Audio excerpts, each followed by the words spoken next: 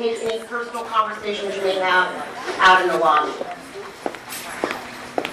I'd like to recognize right now Michael McCann, a senior from Southridge High School, who will be leading us in the Pledge of Allegiance.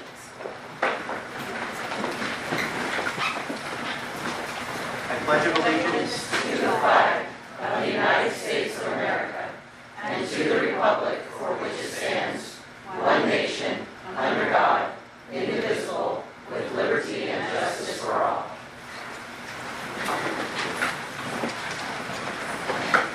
At this time, we'd like to recognize our community and staff for special recognition. First, we'd like to invite the recipients of the Oregon Music Education Association 2019 Student Competition Contest winners, Amir Absker, Michael McCann, and Liliana Salazar. Come forward.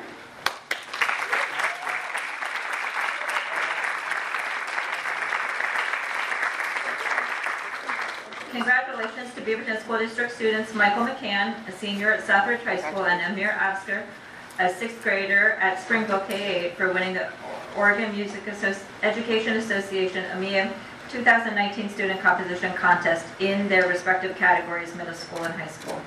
Liliana Salazar, an eighth grader at Conestoga Middle School, also received honorable mention in the middle school category.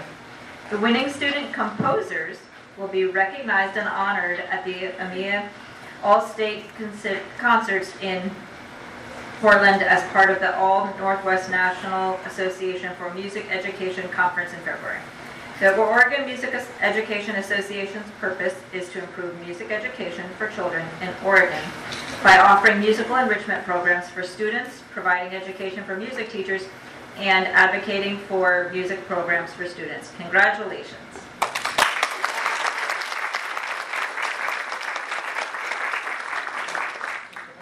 Yes. Superintendent Grotting, members of the board, members of the general public, thank you. It's truly an honor to stand here today in honor of my recognition, as well as the recognition of my peers. I'm joined today by several members of the Southridge High School community and the community at large to talk about something that's very dear to my heart. I wouldn't be standing here today if it wasn't for the music educators that have influenced my life up to this point. Music educators have changed me fundamentally and have shaped me to be the person that I will be going from here to college and beyond.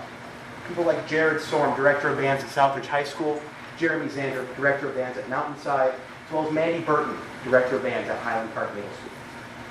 I started piano when I was 4. I wasn't really that enthused with it at the beginning, I will admit, but it gave me a solid foundation for music going forward. It was really in 6th grade when I started to pick up on music. Started playing the trumpet at Raleigh Hills K-8. Albeit we didn't have the most technical education at the time, but what we did have is we had musicality. We had fun. We made music. I had a lot of fun in that class. Next year, I transferred to Highland Park. 7th grade, Mandy Burton. I was placed in the intermediate band by virtue of grade. First day I stepped in there, I didn't know what I was doing. It was like that year had gone by and I had learned nothing. I had approached Miss Burton after class, telling her, I can't do this. I can't stay here. She pushed me to be the best version of myself I can be. I started working. I worked hard. I worked many hours. I started to excel in that band. And as well as the other students in that class, pushed us to be one of the best middle school bands in the state. I moved on to Southridge High School, Mr. Jeremy Zander. I auditioned for the wind ensemble at the time, thinking that there might be a small chance, but a chance nonetheless I could make it into the wind ensemble my freshman year. Fortunately, I didn't make it on my desired instrument, trumpet, but he did offer me a spot on the euphonium. Small tuba for those of you who don't know. Anyway, moving on. I didn't think I could do it. I didn't even know what a euphonium was a couple months prior. But he pushed me to take the opportunity. He pushed me to be the best version of myself I could be. And with that, I stand in front of you today, honored to receive recognition for the Student Composition Contest.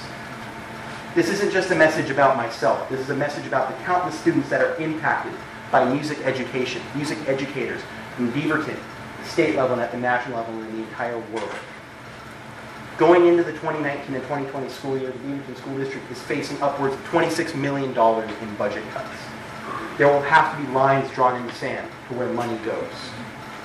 Some money for this department, some money for this, but there's a finite amount of what we could do with the resources we have. As a senior this year, exiting the district, I implore the board and community members to support music education going into the future, to continue supporting these flourishing programs in the entire district, to make sure that people have the opportunity, like I have, to be the best version of themselves they can be. For the arts not only increase performance in science, mathematics, English, literature, history, but they teach us something that no other subject can teach us. They teach us how to be human. Thank you.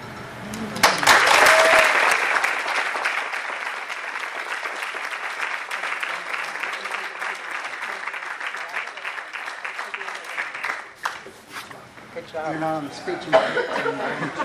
No. Great job. Good job.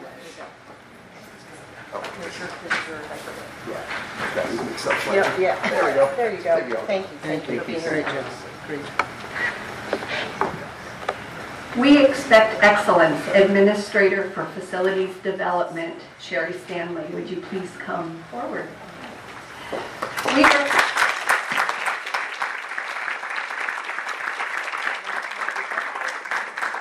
We recognize Sherry Stanley upon her departure for 12 years of selfless service and remarkable contributions to the Beaverton School District. Coming to the Facilities Department in 2007, Sherry served in many roles of increasing responsibility.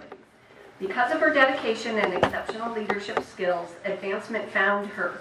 She did not seek promotion for herself.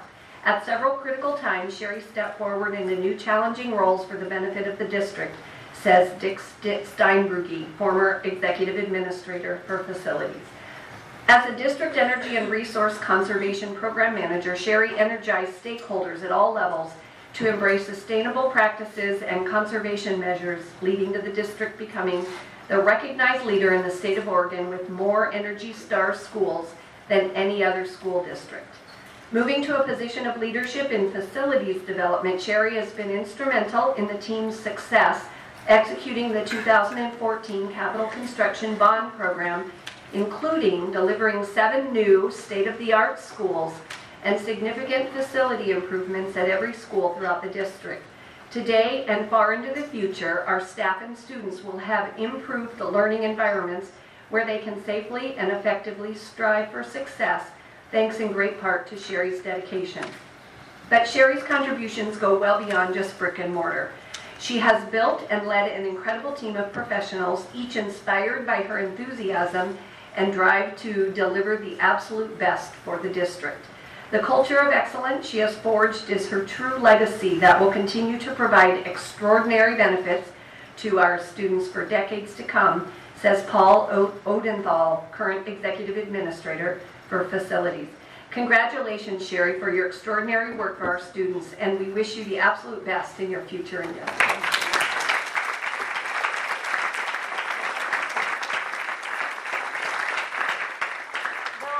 Not be as eloquent as the former recipient. Man, we're doing a great job with these kids, right? I just wanted to say it's been such an honor and a privilege to help build and care for both our learning environments and also to help build and care for the relationships that make it all possible. To dream along with and be mentored by the exemplary professionals with whom I found myself in my early years at BSD, and then to build on their foundations alongside my teammates in facilities development in collaboration with maintenance department, other support services departments, TNL, central office, and our jurisdictional and community partners. It's been rewarding to learn from our mistakes, to give each other grace in that process, and ultimately build strong community both out there in Greater Beaverton, but also in here, in these meeting rooms, in these offices, in that portable out in the parking lot. And that's what I'll miss the most, what we built together, both physically, but even more so relationally. And it all lives on. You're in the most excellent of hands with Aaron and Paul. And if it wasn't so, I wouldn't be leaving. Thank you to my team for your incredible work, for embracing our studies of trust, for the DISC assessment, for building silly marshmallow towers, for enduring Sherry's Monday morning question, for accepting silly awards, sharing birthday potlucks, all the while managing stakeholders' budgets and schedules, all of them unreasonable at times. Thank you to my incredible husband, to my parents, to my brother, sister-in-law, for their unwavering support and faithful prayers. Finally, on a very personal note, 1 Peter 3:15 says, "But in your hearts revere Christ as Lord. Always be prepared to give an answer to everyone who asks you to give the reason for the hope that you have. But do this with gentleness and respect." And so it is with gentleness and respect that I tell you, He is the reason for the hope that is in me. Thank you all for having learned from here as I go to share with vulnerable children, to help them physically, and also to share the hope that I have. I am so blessed to have been here, and I'm blessed to be where I'm going.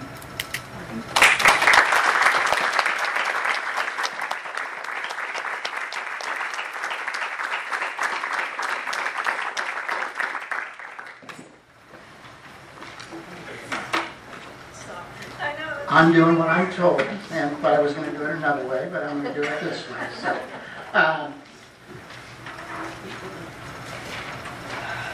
the Beaverton School District is joining 196 other school districts across the state. Right now, during this month, it's Board Recognition Month, School Board. In the Beaverton School District, we are very fortunate to have 7 school board members who are committed to helping every child reach their full potential. I'm supposed to read all of their names, but you can see them here. I know Eric's not here today on an excused absence.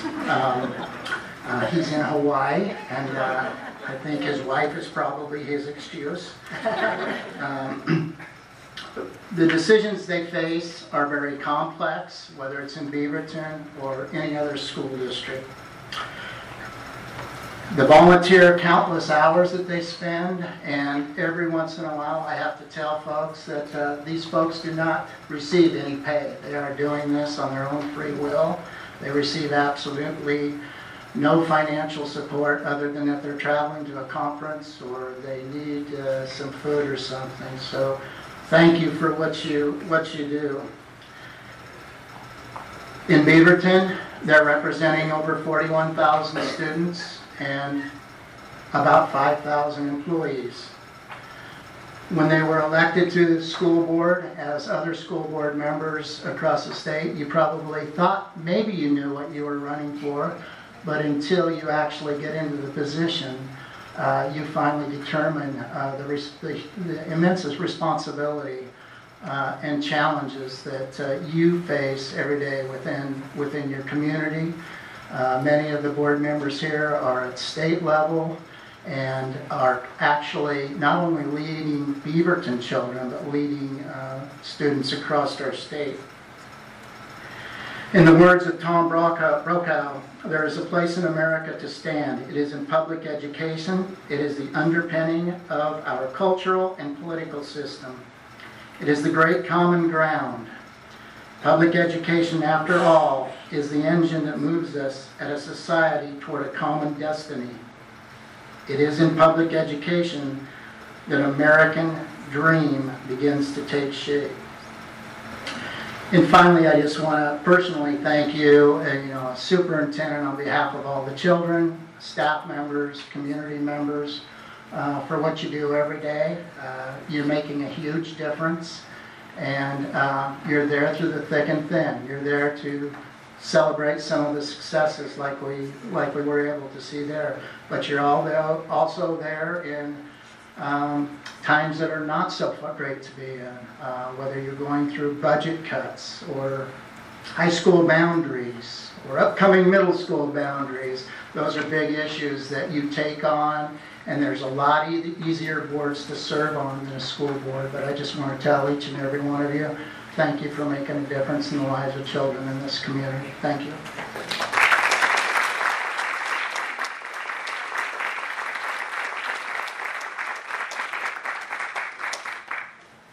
On behalf of the board, thank you very much for that recognition. It's a great team to be a part of. At this time, board members, do you have any changes to the agenda? Seeing none, we're going to move on to the public participation. We welcome you to participate in tonight's meeting. If you would like to address the board, please complete one of these yellow cards. You'll find them out there. And give it to Mary here, who's handing you some more cards. We appreciate you limiting your comments to 2 minutes. You'll see a clock behind you here. If you would like to speak longer than 2 minutes, we ask that you can put that in writing to us or talk to us afterwards. But we'd like to get everyone in and get on with the meeting here. The comments will be heard on a first-come, first-served basis. We'll try to rotate them by topic, and we will not address your questions or concerns tonight, but someone from the staff or the board will be responding to at a later time. So with that, I will call the first person and then let you know who's on deck after that so you can be ready. The first person is Jeff Corso, and after that is Betsy Thornwood.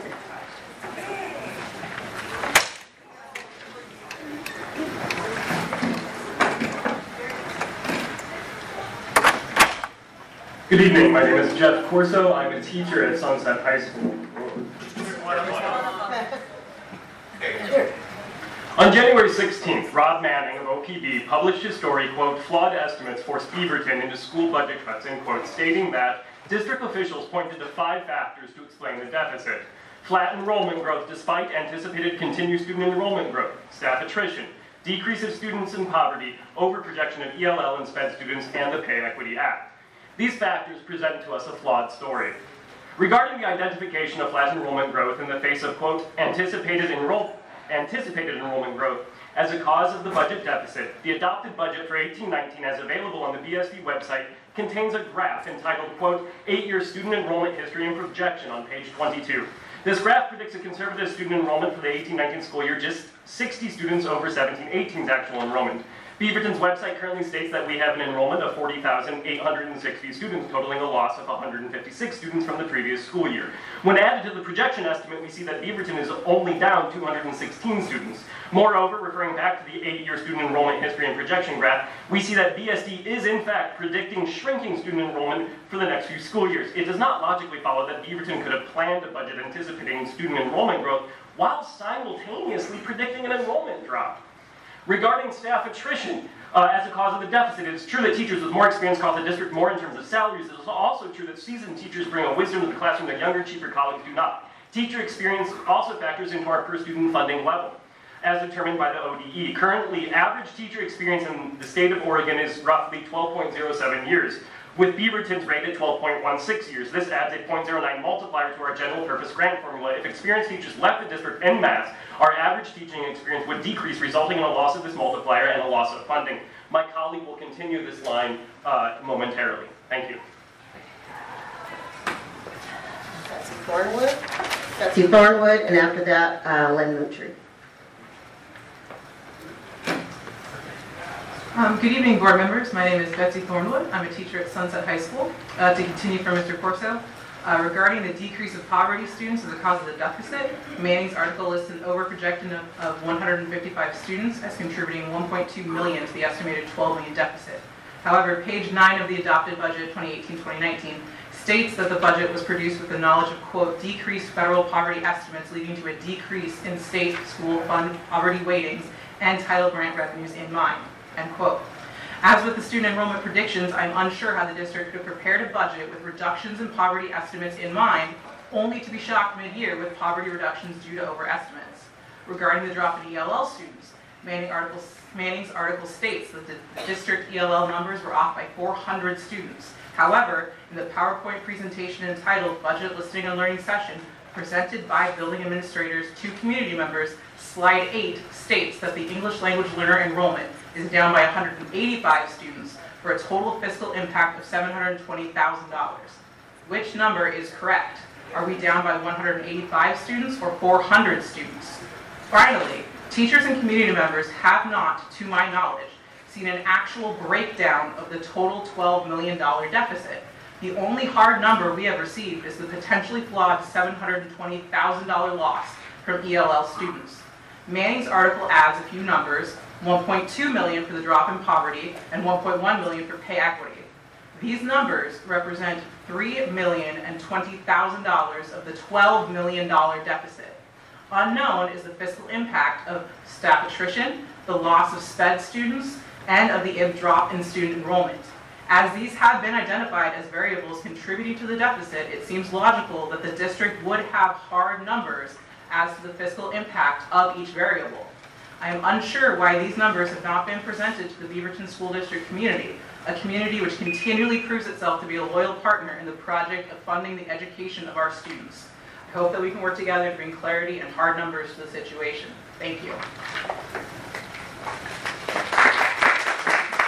Lynn Ruthie, and after that, Linda Nesbetta.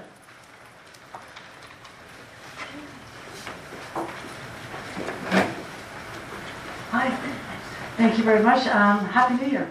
And I hope everybody has been having fun walking and biking to school. The weather's been lovely. We have had several events already. But I did want to talk about the remainder of this grant. Our grant finishes at the end of June this year, and we're looking forward to making some strides, which we did just in the last quarter. I did want to report that we had 69 events. That's just going from, October, November, and December. 69 events with 9,863 kids walking and biking to school, which is pretty cool. With the data, we are trying to encourage, and I wanted to say that I have brought on somebody else to help me. We're both doing half-time. Jennifer Anderson is helping me, and she is a green team lead at several schools. So we are going to be looking at factoring in what green teams can do.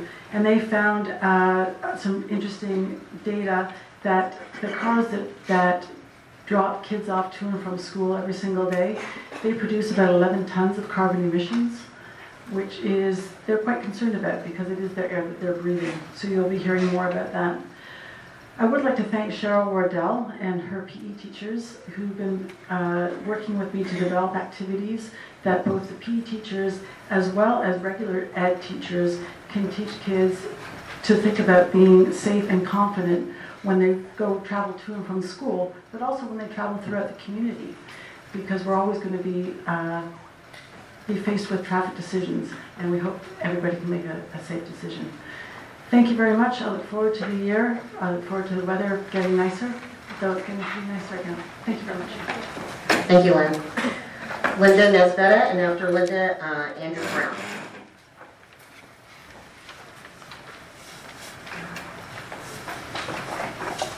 Good evening, Board and Superintendent. I'm not sure if you got the packet in front of you. Awesome. So I recently shared with you information on cuts made to technology and library instruction in our Title I schools, with staff stating budget cuts as a factor. While I understand that in some cases these cuts were due to classroom teachers incorporated tech and library within their own classroom, I question why this is only the case in Title I schools, whereas other schools throughout the district already incorporate tech and library in the classroom and still have specials to teach skills on an actual computer. Please understand, I don't believe these cuts were made in a way to single out our most impoverished students, as there seems to be a great deal of confusion surrounding these cuts and also who has authority to make cuts when we're in a budget shortfall. In your packet, you will find a list of schools that recently held a budget meeting with their communities. When specifically asked if they can cut technology or library in their schools, the principals stated that they didn't have the authority to do so, that only Central could. Other principals have stated that the specials program in elementary school is a district model, followed by other principals saying that they can eliminate the program. This level of confusion is creating concern with not only what has been cut, but what can be cut moving forward, by who, and are we looking at equity to ensure all kids in the district have the same opportunities. With miscommunication and various misinformation regarding authority, the budget cuts, and our shortfalls, we're more than willing to organize with other parents and PTOs an event. So if the district's willing to provide the actual information so that everyone can get on the same page and we can be equitable across the whole district. Thank you for your time. Thank you, Linda. Next up is Andrew Brown, and after Andrew is Ben Chai. Good evening. My name is Andrew Brown, and I have the pleasure of working in the Beaverton School District for 20 years, currently at Sunset High School. I love what I do. I work to be the best to the best of my ability to be an excellent teacher. I work to facilitate the learning of 220 students. I support their intellectual and emotional growth and meet their diverse needs. Over the course of my career, I've seen new initiatives unveiled, and my classes continue to increase in size and budgets shrink. I'm the frog that has complacently sat in the warming water, and now I feel the water boiling. We're faced with a budget crisis again, and the most pressing crisis is different, as the district has failed to manage the public's dollars in the current fiscal year. We are currently in a $10 to $12 million deficit for reasons that are not clear. Yes, the district has offered explanations, but the math doesn't add up. I respectfully ask that the board investigate as to exactly what led to 6% of the operating budget of the third largest school district in Oregon disappear. Secondly, we are faced with another budgetary crisis next year. Recently, the district has opened sessions with the public using their card game as a tool to solicit feedback. The card game is disingenuous and arbitrary. Who created this list? Would teachers create the same list? $10 million from that list comes directly from schools, impacting students. In reviewing the BSD budget, there are programs and line items that deserve evaluation and scrutiny. In what ways does teaching and learning need 23 administrators, 536 certified employees? Who oversees these programs? How do we measure the effectiveness? The bottom line is this. For the 2019 and 2020 school year and beyond, the budget must be built from the bottom up. Fund schools first. Invest in our students, teachers, counselors, and then figure out how to invest in the other programs. Taking money away from students is unacceptable. We have an obligation in school to ensure that schools are funded first and foremost. I thank you for your time.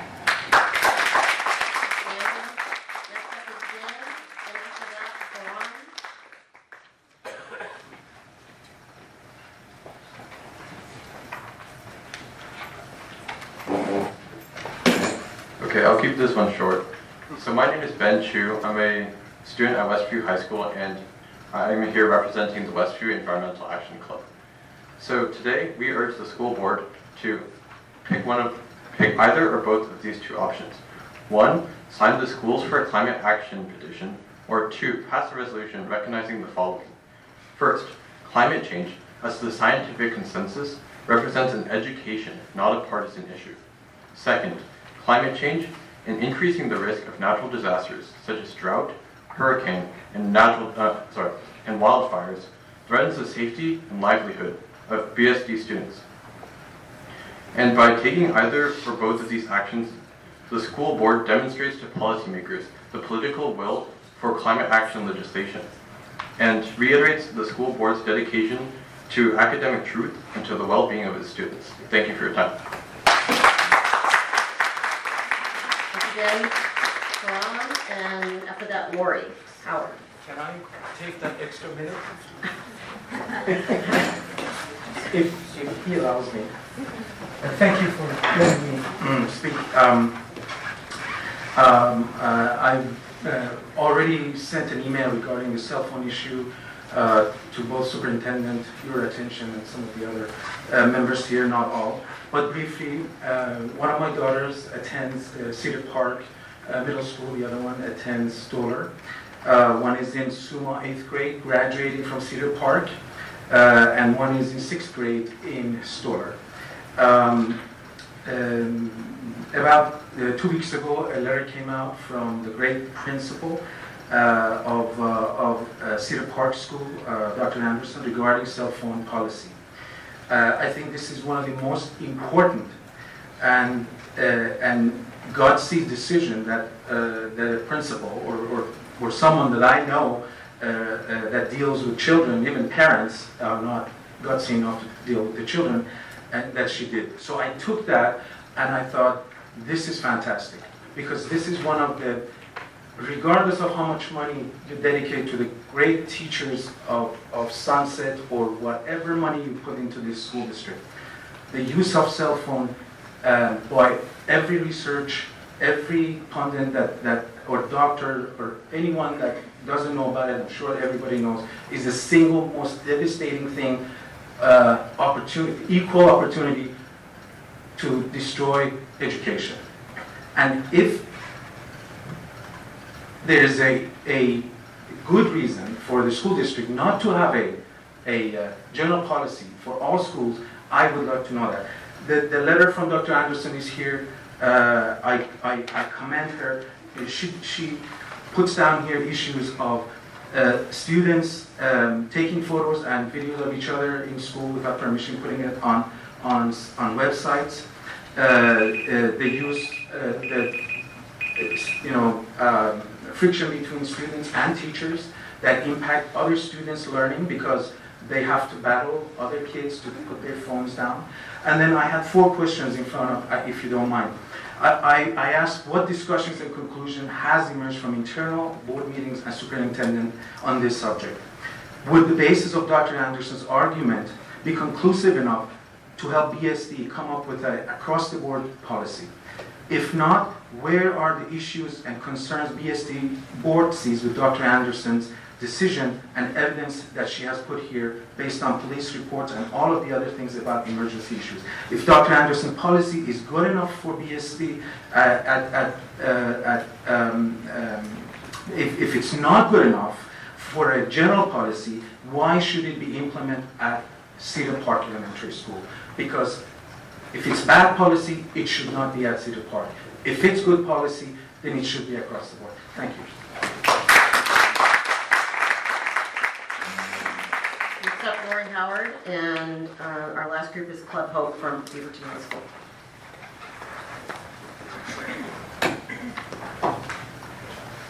Good evening. My name is Lori Howard, and I have several students in Beaverton School District. I'm here to talk about my 10-year-old son, Liam. He has been with BSD since kinder, and he is now in the 4th grade. He cannot read, write, or do basic math. He was placed in an ELC room in kindergarten.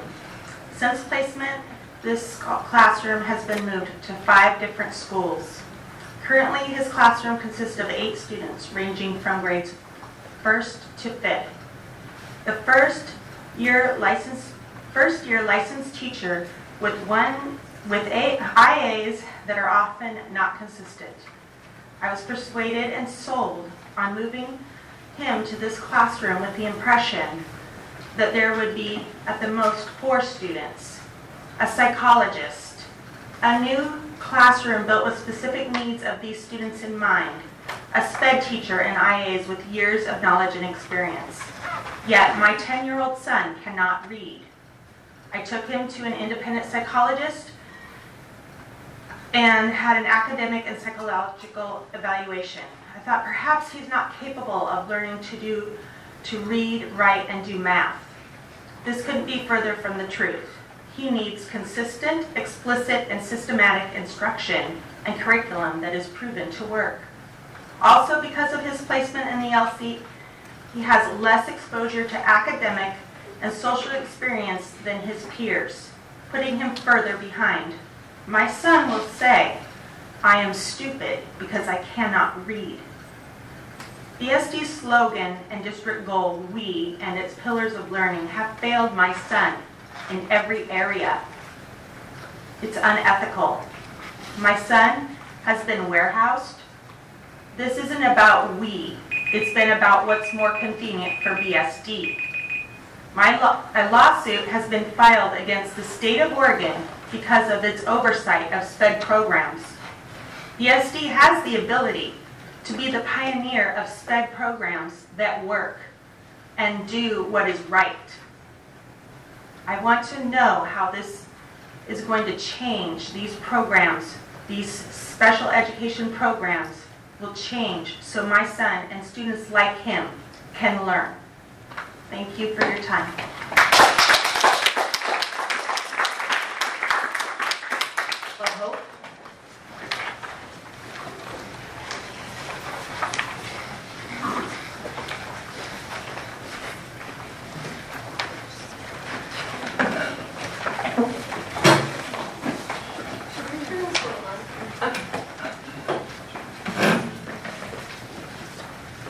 Hi everyone, I'm Samantha. I'm Raina. I'm Mallory. And I'm McKenna Reed. We just wanted to say thank you for letting us have this opportunity to speak about what we're doing at Beaverton High School. We are members of a student-run organization called Club Hope, and our mission is to support students who are experiencing homelessness through advocacy, awareness, assistance, and outreach.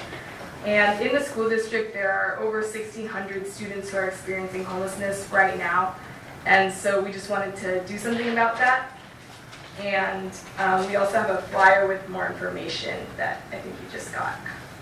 Some of the things we do to support the current almost 130 Beaverton students that are homeless is providing necessity and gift baskets called Hope Baskets every month, and volunteering in the community food and clothes closet at our school called the Beaverton to help provide for the students and their families. If you are interested in helping, or if you have any connections that may help, please contact us. We would love to hear from you. For instance, we are currently working with an interior designer and a cabinet builder to help with the Beaverton remodel.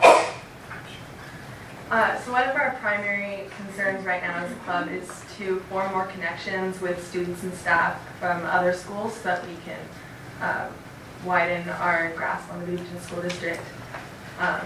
And we're really encouraging other schools to start their own Club Hopes because we can only really support the 130 at our own school, and we would like the support of the district in advocating further for these students who do experience homelessness.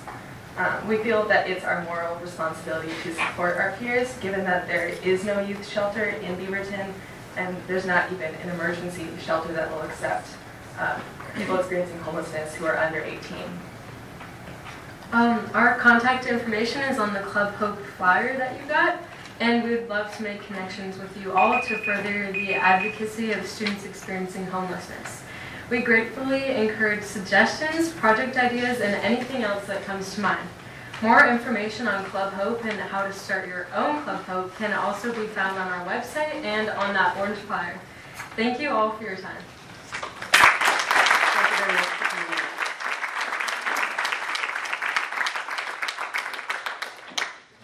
We appreciate the community coming out tonight to share their concerns and thoughts. Now we'll be moving on to reports, and first up is Superintendent Roddy. Thank you.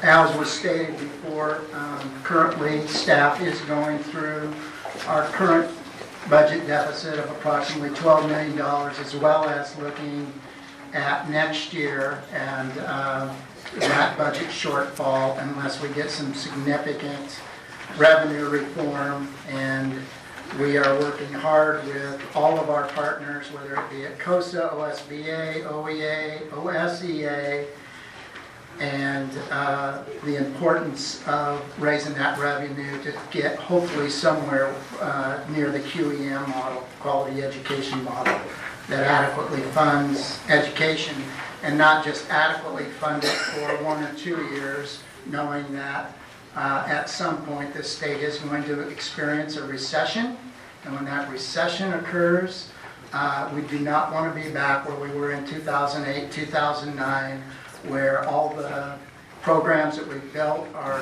torn completely down. So we are working with, once again, all of our partners and seeing what we can possibly do. For those of you in the audience, our board's already met with legislatures on 2 different occasions. Once was a breakfast with our local legislators, and then we also met in Washington County with legislators from around the region. I'm hopeful, I'm optimistic, but if we do not keep the pressure on, we will fail again. February 18th is a legislative day that Once again, we're working with folks and trying to get as many people as possible down to Salem to ensure that they hear our loud voices. I'm hopeful, but it's something that we really need to stay at. It just cannot be one day. It needs to be constant. Contact your legislators, let them know.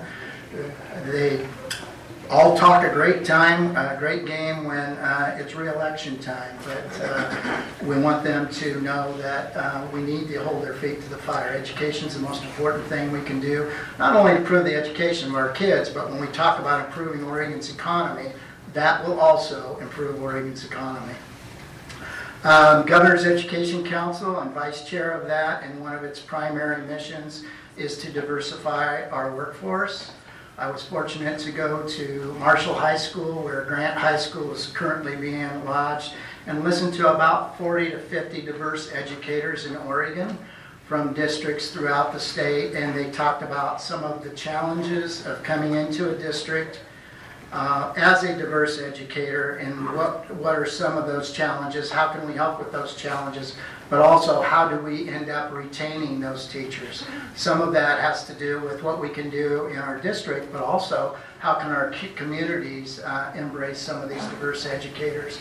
And if you can imagine being the only staff member of color that comes into some of our schools, or being one of the very few, sometimes they talked about some of the difficult challenges. On a positive note, there is, I believe, going to be dollars spent and allocated to districts, and with Beaverton's population, there could be some significant dollars come in that would address some of those issues as far as recruitment of those teachers, and how do we keep those teachers, as well as what I call grow your own programs. We have the diverse populations in our school right now to be the next generations of teachers. We just have to find out ways to encourage them to be a teacher, have them to have meaningful conversations with people that are in the field, and then for us to purposely go out and ask them, you know, would you mind being a teacher? Do you want to be a teacher? And then for us to try to find ways to make that possible for them. And some of that may be economic ways. Maybe it's just giving them the ability to have some internships. And once again, I want to go over COSA's priority work groups and their priorities and people were in these work groups from OSEA, OEA, OSBA, and those work groups, and in the governor's funding proposal, they are being funded, and that has to do with early learning, social emotional issues, which we're going to hear a little bit of today from some of our members working there, and once again on educator diversity. As was mentioned, our management's negotiating team, as well as BEA, we will be entering into negotiations next month. And then also I have asked staff, and they have complied, to create a superintendent's advisory council, and we had over 200 applicants, and these applicants are only going to be received from schools. So no central office were allowed to participate. We're not having administrators. And so out of the almost 200 applications, we've cut that down to about, it's going to be a 33-member council, and basically for us to empower teacher voice. They're from all levels. I won't say all schools, because if it was all schools, it would be a council of somewhere around 55 or 60, but we've tried to include specials in there and to really get a true representation. I did not select the people. I had a committee select those people, and they tried to look at all of the diverse variables across the district that we could possibly put in there. So I believe our first meeting's on February 7th, and we'll keep you advised of how that committee goes forward. And then once again, I had on there, and you heard, School Board Recognition Month. It is, as you've heard, some of the issues we're dealing with, whether it's budget or lots of other issues, but it's a difficult job, and I just want to thank you again for your work. That's all I have, Madam Chair. Thank you very much, Superintendent Ryan. Next up is our Student Advisory Committee.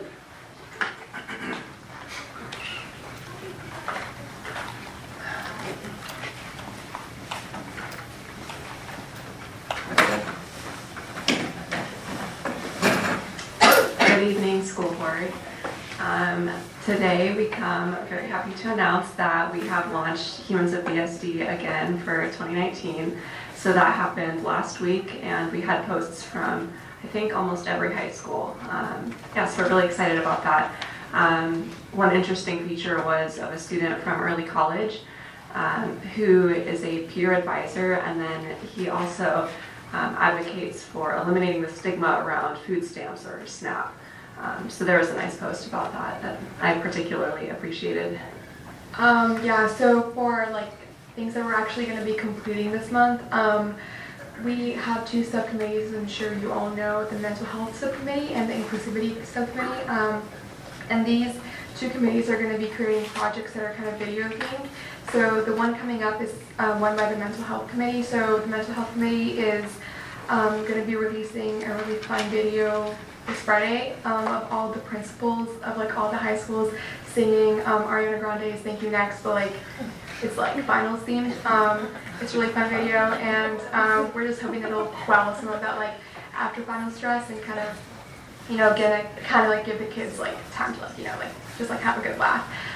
For the inclusivity committee, we're having a project called Voices, where a student or a staff member from each high school will be represented in the video, and they're going to be behind like a black curtain, and they're going to be like telling their story, and they're going to come out and be like, my name is so and so, and this is my story, to kind of promote the idea that like everyone has problems and everyone is going through things, and you shouldn't be afraid to reach out, and just kind of promote a feeling of like, yeah, we're in this together, and like kind of tying the 41,000 students we have in this district together. So throughout the next month, we have dates scheduled to get that Voices project filmed. I think tomorrow is the deadline for students to have scheduled their dates, so each school does have a representative. We've been working closely with our counseling departments to help find a good student that has a need and a unique story to share, that's also willing to do so. So that's been really great just to work with the counseling departments in Sunset specifically. They've been great. Yeah, we look forward to meeting with you guys on February 4th to help answer any questions you may have and just to discuss whatever may come up. So thank you. We wish you the best of luck with finals. Good work. Next we'll have our school reports, and up first is the principal from Rock Creek Elementary. Tiffany. Good evening.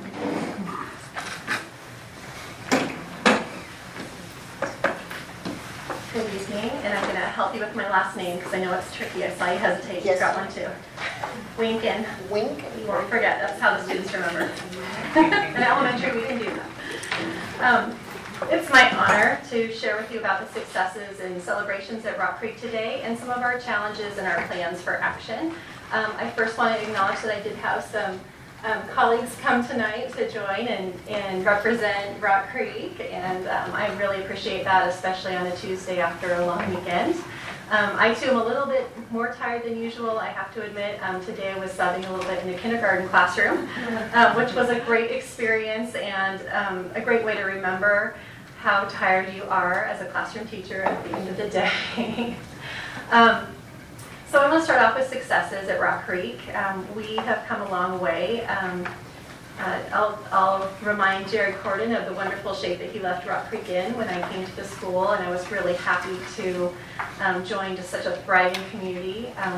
Students, staff, families, very, very supportive, and definitely a team working together. I came to a great place 2.5 years ago. And it continues to be an amazing place, and we've made a lot of growth. And a couple of those areas are especially our work with the primary years program. So we're going to be a candidate school. We're putting in our application this spring, and we hope to have our visit in the fall. We're looking forward to that. Our teachers have worked really, really hard to get us to this point. It's been incredible dedication on their parts during our early release collaboration Wednesdays.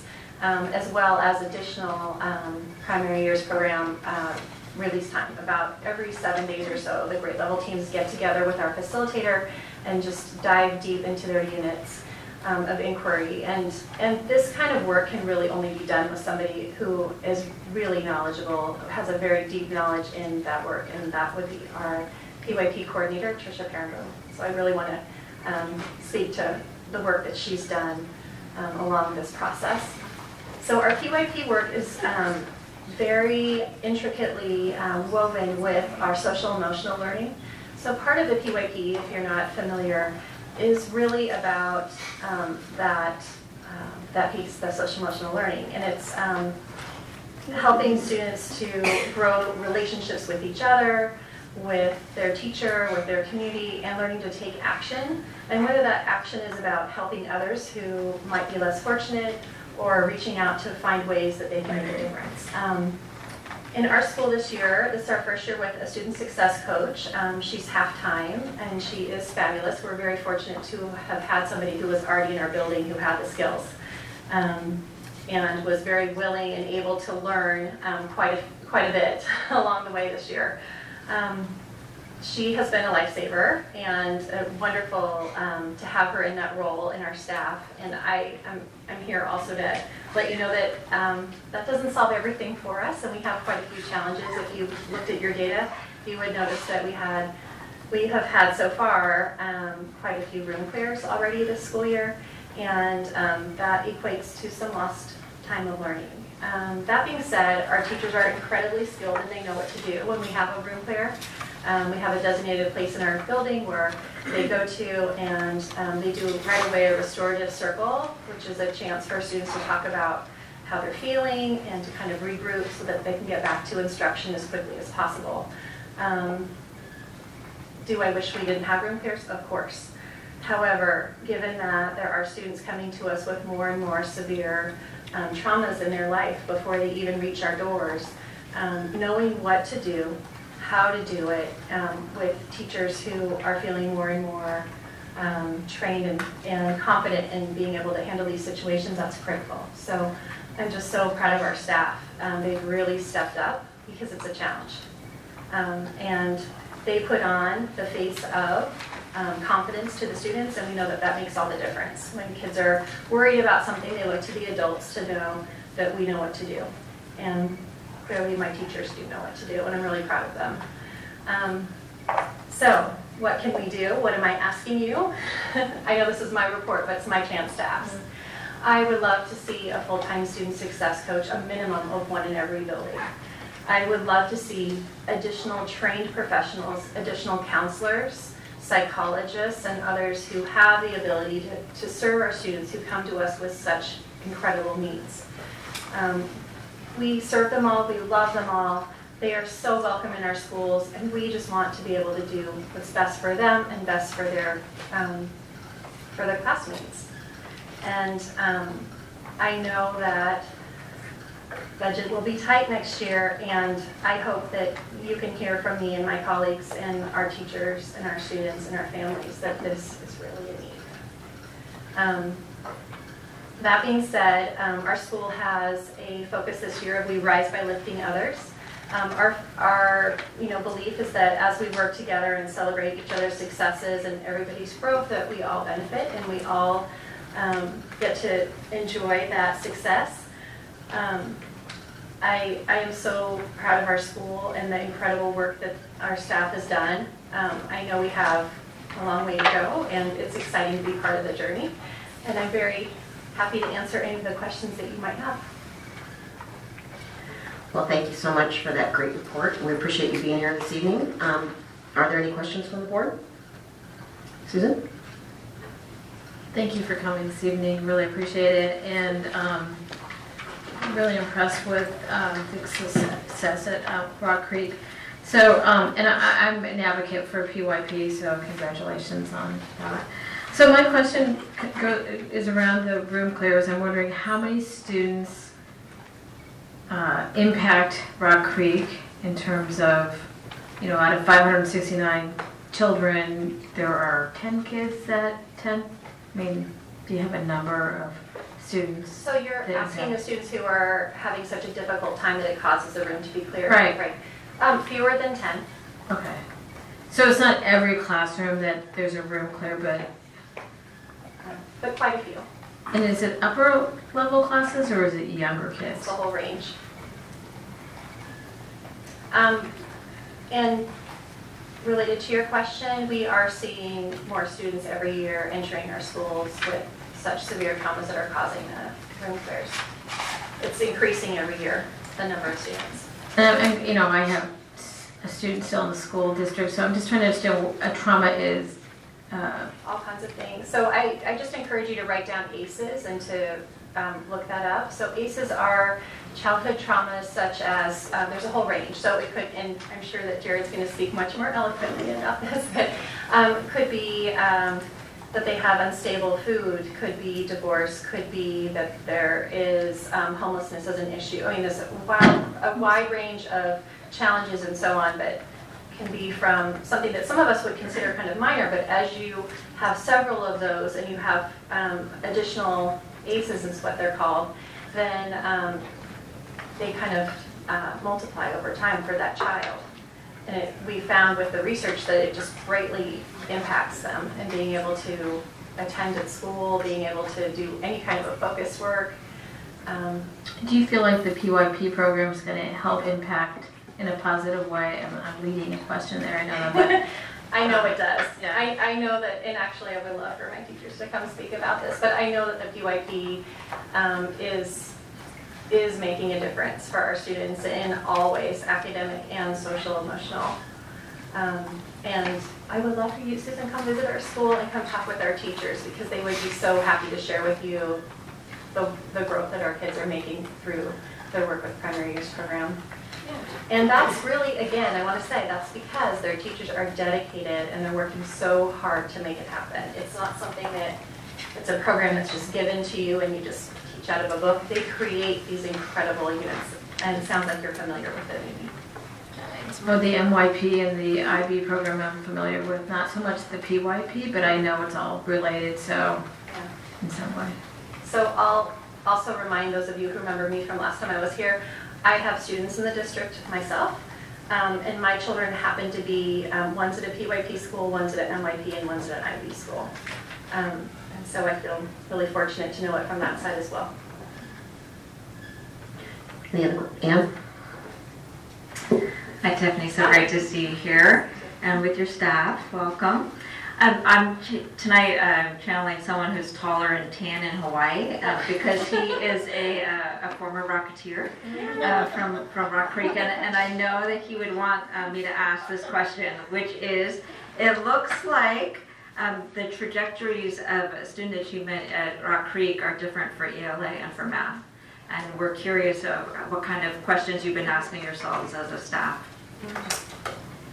So as we look at test scores, we know that test scores can go up, can go down. We look at a bunch of factors such as recent adoptions, and teachers focus on whether it's the reading workshop or math workshop. But what we know is that what ties them together is the inquiry model, the workshop model, and that's the basis for the PYP. So our belief is that long term, we're going to see continued growth in both areas of ELA and math because of that incredible focus that our teachers have made and that dedication that they've made in integrating that work. Your school, I know, is not unique in this. I have a lot of hope that we will see that in 10 years as well. And in the meantime, I have a lot of concern for the kids who are going through algebra or whatever they're doing, learning multiplication for the first time. So I just have to remind ourselves that we only get, the kids get one shot. I know you sent me some questions last night, and I wanted to make sure that I addressed them. Go ahead. Sure. I feel like you've addressed most of it. If you're looking, I think you kind of already answered this, but if we wanted to go into like a finer grain detail, when you're talking about room clears, right, every year for the past 3 years, do you have numbers that you can put with each of those years? I don't have hard numbers from prior years because I didn't actually keep track of those numbers, but from my memory, it's been a steady increase every year. Okay. And I guess as I'm coming to understand this problem and look at the different facets, I guess one question I would have is, if you took a look at the room clears and you look at it as like total minutes across the school year, right? Are you seeing that increase, or is it like more incidents of less time? That, you know, outlines kind of a different problem. And you don't have the information. There's so much variation. So sometimes a child is able to de-escalate really quickly and the classroom is able to come back right away. And sometimes, to be honest, the classroom has to, the kids have to be out of the classroom for an hour or 2 hours. Okay. So we have a huge range there. Okay. And then I guess I'll leave you with this last question. When we're looking at the severity of the student behaviors and the room clears, with the addition of the student success coach, and I know you guys only have 0.5, and I made a great pitch for 1.0, are you seeing that that is actually changing the curve to where you're seeing the room clears go down, or is it just not as severe an increase as you would have seen had you not had the coach? So what the student success coach does is work directly with the teachers who are asking for support and need support. That increases the tools, so to speak, right in the toolbox for the teacher. What that doesn't necessarily do is change the ACEs or the challenges of the students who are coming to us. Those are kind of two different things. But the student success coach, what they can do is provide side-by-side support that's timely, that's individualized, that's specific to what that classroom needs, what that teacher needs.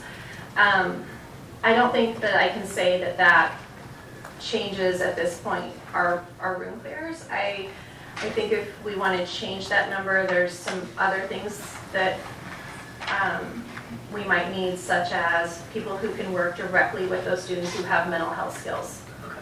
So that's where I'm talking about additional counselors, psychologists, and so on. Okay. So you see that as the place to focus in order to bend the curve, so that. Well, for that piece, for the students, to build the teacher's skills, so we're talking about all the children being impacted, that's where we need additional coaching time. Okay. Yeah. So there's kind of two pieces, right? Yeah, I appreciate the distinction. That helps my understanding. You bet. Ronna. No, go ahead. That's okay. I want to jump right in. Hello and welcome. Thank you. I guess again, as a guest about the room clears again. And I'm just wondering, do you know if how often your teachers apply the PE breaks, like the physical activity breaks that, allow students to refocus and also let them get the sillies out? And perhaps if they're suffering from some sort of regression, perhaps, that too. Is that something that's done consistently in all the classes? And then tagging on to that, I want to answer that question. Do you think that might have some sort of positive impact or none at all for some of the kids that have these severe, I should say, a high number of ACEs markers? Thank you. So brain breaks or brain boosts or activity, I know that that's happening with frequency and reliability in all of the classrooms. I've seen all of my teachers do that, and it's fun because I'll go into it with the kids. That being said, you're right in guessing that that's not necessarily the thing that works for all kids, right? I know my youngest son, when he was a first grader, the teacher was surprised because he was a kid who needed to get the wiggles out, like you were just saying, and the teacher said, well, he won't do the activities, he gets too embarrassed. And I thought, that's funny, because I see, a different child at home, like we often see of our own kids. I don't know that the answer for our kids with ACEs is more brain breaks. Often it's different kinds of breaks. So in our classrooms this year, we have a calming space in every classroom. And in the calming space are things like play, sensory kind of things. So people like me who like to feel like a soft material or something, the kids can touch that, and sometimes that's calming for them. Sometimes drawing will calm a child. But what our teachers have been doing are working with our children for them to understand what what makes me happy, what makes me calm, and so that when a child gets into, we talk about the zones. So the red zone is when they're quite upset, yellow is there might be silly or anxious, and then a green is that's the learning, right? So we're helping children to know where they're at and what they need to get back to the green zone, and it might be different for everyone. So for some children, it really is the exercise, it's that brain boost or brain break. But for others, it's sitting quietly and a lot of like deep breathing and that kind of thing. And some it's, you know, making something out of clay, or it could even be talking with a friend. But we're all different as adults of what calms us, right? And it's the same for the children. Yeah. Leanne. I just wanted to tell you how impressed I was with your growth scores, especially among your SPED students. That was phenomenal. Yeah, I don't see increases like that very often on our charts, so great job. Kudos to your staff. One question I had, and it has nothing to do with the room clears. Your teachers reporting that they feel a part of decision making went down a bit. From 100% down to 89%. Yeah. And we don't often see 100%, so it caught my attention. It caught my attention when we got 100%. I think that's wonderful. That's a great celebration. Yes. Anything to do, have you thought about how to get that back up, making sure that all the staff is feeling a part of actually, so every time we have any kind of professional learning or any, like today we had a meeting for our social emotional learning group, and we have some kind of a feedback piece. And then my assistant principal, who was planning to be here tonight, Larissa Parker, we sit down with whoever is kind of our staff liaison for that group. So for example, tonight it would be Larissa and our student success coach, and I will sit down and look at the feedback that people gave us, and then make sure that we share that we read that and how we're going to use that to make our next steps.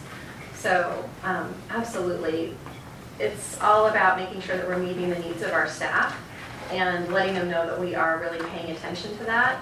And there have been, I can think of more than a few times this year already where I thought we were going in this way, and staff feedback helped me to change our course a little bit in a way that was really helpful, because we can't think of all of the answers. It really takes our staff helping us.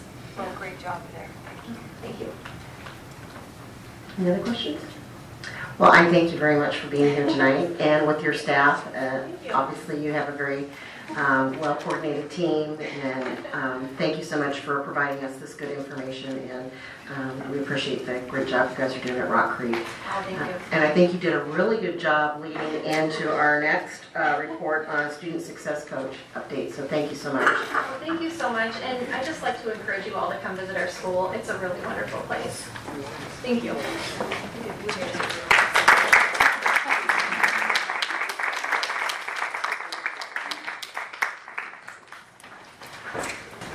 We have some other visitors here, I guess, at the table. I guess not.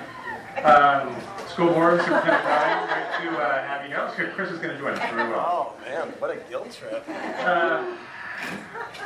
So we are grateful for the opportunity to come chat with you tonight.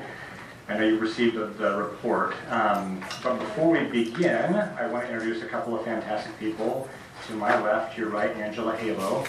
Angela has been instrumental in working with our coaches. She is a teacher on special assignment, working with coaches and overseeing what we're building around social emotional learning in the district. And she's been a tremendous asset for us. And we are where we're at, and we will be where we're going, really because of Angela's work. To my right, Chris Damiano. Chris is a former student success coach at Kinnaman Elementary and currently at Stoller Middle School. Not as a success coach, but as we talk about scaling, if that question comes up, Chris can give you some great insights. Also want to recognize the fact we have several student success coaches with us here tonight, and want to acknowledge them. They are doing tremendous work, and they're probably not immune to questions that they come up around coaches as well, so we do have some coaches here as well. So again, you received the report tonight. We'd like to just highlight a few things for you tonight. provide maybe some clarity, and then answer any questions you might have. We want to talk tonight just about a few things, kind of a broader perspective in terms of what we're trying to accomplish in Beaverton and how coaches fit into that model. Talk a little bit about the support students are receiving, staff are receiving, community is receiving, and also talk a little bit about some systems work that coaches are working on, because they're working indeed in the system, and they're also working on the system. We'll talk a little bit about that tonight. I'll start by saying this: it's our hope, and I think it's all of our collective hope here tonight, that when students come into our classrooms, that they have a joyful, rigorous learning experience. And we know that kids are amazing; they're incredible, and we also know that for the most part, they're a product of their environment. And we have kids, as Tiffany mentioned tonight, that are coming from environments that might be a bit unique in terms of our experiences as most of us middle class growing up, or many of us. So what we're seeing is we are seeing these wonderful kiddos coming to our classrooms, and what we knew right away was we needed to find a way to intervene and be proactive with supporting students and supporting staff and supporting our community. So we, last year, had the opportunity with the funding to start some pretty significant PD opportunities for each of our elementary schools, followed by some staffing, and with your support this year, now have all of our elementary schools have at least a 0.5 student success coach in each building. I do want to mention, though, we're doing something unique. Nationwide, there has been an emphasis on social emotional learning, but our approach in Beaverton has been vastly different than most. Give you a little bit of regional, kind of a regional lens. We talked to many districts in the metro area and across Oregon around kind of what they've been doing. North Clackamas, Gladstone, people who had been out kind of in front of this. Most of those districts said the PD was effective, but the people in buildings were not as effective. We really felt like people in buildings was really important to us. And nationwide, you don't see a lot of coaches in buildings like we have in Beaverton. And I think the success we're seeing is directly correlated to the intentional kind of cross-section of professional development that's been ongoing, as well as the people to be there and be consistent. So I'll just mention a few things. We have incredible kids coming to us. We heard about ACEs tonight. We do have children that are experiencing a fracturing of families and have had. We're finding more and more adverse childhood experiences, and that's leading to, when they come to school, behaviors that sometimes have been unique to classrooms and schools. So we've heard about upticks in mental illness, and our coaches are doing an incredible job of supporting students and explicitly teaching social and emotional learning skill sets to students. They have been not just working with students that are dysregulated, but also working with students on how to be proactive and work themselves out of, even when they're not dysregulated. When they're regulated, our best work with students is often happening. They've also, our student success coaches are working and providing professional development that's ongoing for teachers. They certainly have been a great example of what a thinking partner should be. They're proactively working with teams of teachers, working on classroom systems, working on supporting teachers, not just what to do in the event of a student that comes dysregulated, but how to think through systems and sometimes even things that we might not think could be dysregulating for students. They're providing opportunities for teachers to have conflict resolution with students and supporting their classrooms as well. So that's been wonderful and effective. I'll kick it over to Angela here real quick, who's going to talk a little bit about some of the work happening in the communities to support our community, and also a little bit to talk a little bit about systems as well. Thank you again for your time. I'm so happy to be here. I am so lucky to be part of this group. I have the best job in Beaverton School District. I truly believe that, working with people like Chris and Jared to support our teachers and our students. I was a classroom teacher for 15 years in Beaverton, and I experienced firsthand wanting to do more for my students. I wanted to do a better job of meeting them where they were. And so that's really what the work of the cohort is doing. We meet on a regular basis. It is a tight, cohesive group. They share amazing ideas. We have a system of how to share ideas. They partner with each other. They do professional development together. We discuss issues and problems of practice. We invite speakers. We're working with lots of different people in our district. So we bring in the social workers, we talk to the counselors, we're bringing in the math TOSAs on how we can better support math workshop in the classroom. We're also really lucky to start working with the community. I was lucky enough to be asked by Maureen last month to talk at the community partnership breakfast, where I was able to make 2 connections who are now supporting our schools with some of the regulation devices that Tiffany mentioned before, starting to set up more of these calming spaces in our classrooms. I think just really the support that these 20 people have given to each other and giving to myself, and then having Jared's support and Dawn's support with really running this social emotional learning program. It's not just about the person in the building, it's really about the professional development they go through, not just what we put them through last year, but the consistent professional development they get with the cohort every month.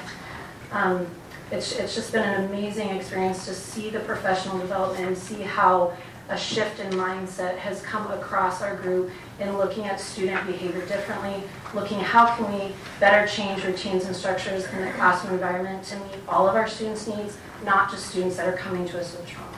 We have a lot of systems in place in our schools that just don't make sense to many of our students, and honestly don't make sense to a lot of adults. So what we need to do is figure out what are those systems are really working for us and which systems aren't, but we need them in place because we are in a school environment. So we're really talking about more systems as well. Anything else you wanted to add?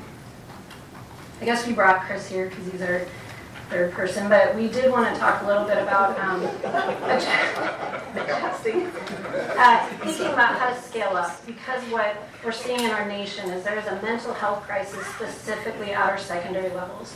And I work closely with the social workers and the counselors to try to get some things going. We're starting to do some professional development at those schools. But one thing that we've thought about is scaling up. How do we provide these coaches at the secondary level too? Because it's not just about teacher training, it's really about the parent and the community too. And I'm doing some of that around our schools, getting parents involved, getting communities involved.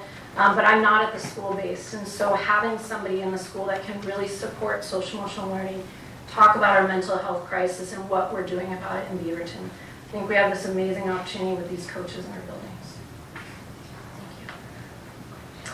Well, we appreciate that information and that report. We know it is work that is very much ongoing, and I think we've heard loud and clear that we wish there were more of them in every school and full-time.